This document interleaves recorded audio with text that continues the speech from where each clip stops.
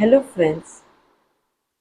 हर साल जब हम लोग दिवाली पर अपनी दादी जी के यहाँ जाते थे तो वहाँ एक कहानी सुनाई जाती थी जो मुझको बहुत ही पसंद है और वो मैं आप लोग सबके साथ में आज शेयर करना चाहती हूँ।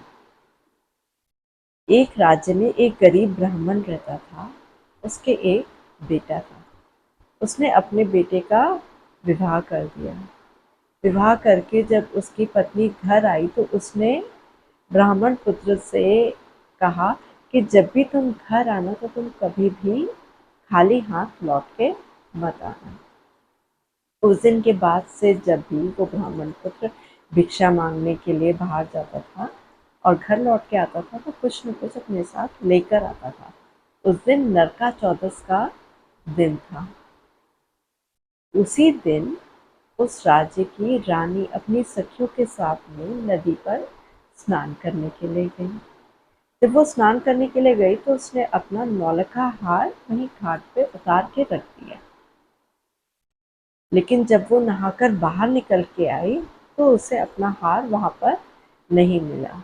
जिस समय वो नहाने गई उसी समय वहां से एक चील उड़ के जा रही थी।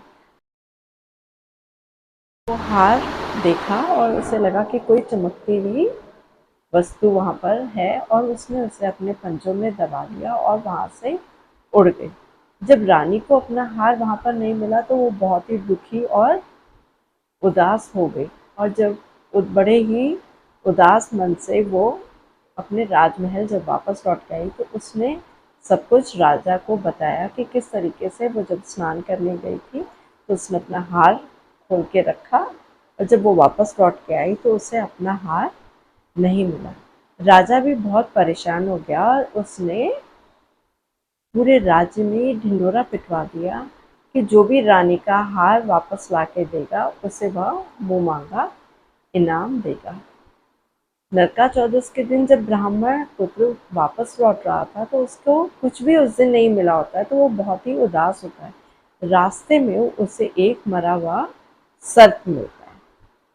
वो उसे ही उठा के अपने घर ले जाता है कि उसकी पत्नी ने कहा था कि कभी भी तुम घर आना तो खाली हाथ मत आना। उसने ले जाकर वो मरा हुआ सर्प अपनी पत्नी को जब दिया तो वह बिल्कुल भी नाराज नहीं हुई, ना ही उसने तिरस्कार करा कि तुम ये क्या लेकर आ गए हो, बल्कि उसने शांत मन से वो सर्प ले जाकर अपने जो घर था उसके खपरेल पर ले जाकर रख दिया। कुछ देर बाद में वो चील जो रानी का नौलखा हार लेकर उड़ रही थी उसने देखा कि उनके खपरेल पे एक मरा हुआ सर्प पड़ा हुआ है। उसके लिए तो वो हार किसी भी उपयोग का नहीं था। उसने वो हार वहां पर छोड़ दिया और वो सर्प अपने पंजों में दबाकर उड़ गई। कुछ देर बाद में जब ब्राह्मण की पत्नी ऊपर गई तो उसने देखा खपरेल पे सर्प तो नहीं था, उसके जगह पर एक हार पड़ा हुआ था। ब्राह्मण और ब्राह्मण के पुत्र ने भी राजा का ढिंढोरा सुन लिया था कि उन्होंने राजा ने ये ढिंढोरा पिटवाया है कि जो भी रानी का हार वापस लौटाएगा उसे मुंह मांगा इनाम दिया जाएगा। ब्राह्मण की पत्नी ने जब वो हार अपने पति को दिखाया तो उसने कहा ठीक है, मैं इसको लेकर राजा के पास जाता हूँ और उनसे मुंह मांगा इनाम मांगूंगा। वो राजा के पास में हार लेकर गया और जब उसने राजा को वो हार दिया तो राजा बहुत ही प्रसन्न हुआ और उसने कहा कि अपने वादे के मुताबिक अब तुम मुझसे जो भी इनाम मांगना चाहो तुम मुझसे मांग सकते हो। तो उसने इनाम के रूप में राजा से कहा कि कल दिवाली का दिन है और मेरी ये इच्छा है कि उस दिन पूरे राज्य में अंधेरा रहे और सिर्फ मेरे घर में ही दिए जले और रोशनी हो।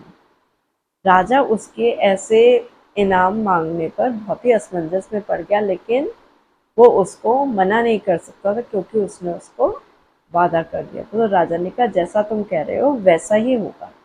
अगले दिन पूरे राज्य में अंधेरा था सिवाय उस ब्राह्मण के घर के। जब रात के समय लक्ष्मी जी छमछम करती हुई आई तो उन्होंने देखा कि पूरे राज्य में अंधेरा है, सिर्फ एक घर में ही रोशनी है वो ब्राह्मण के घर में प्रवेश कर गई और उन्हें ये वरदान दिया कि तुम्हारे घर में सदैव सुख समृद्धि का वास रहेगा।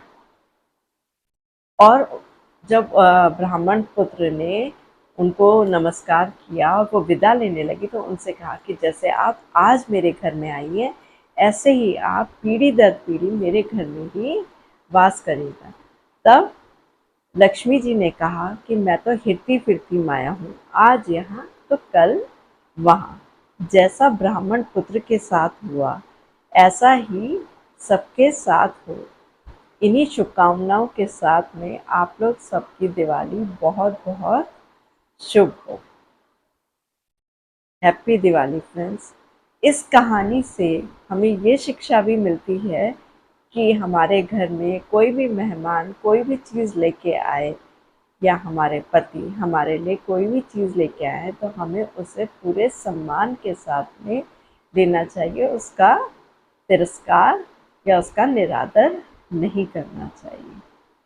धन्यवाद फ्रेंड्स।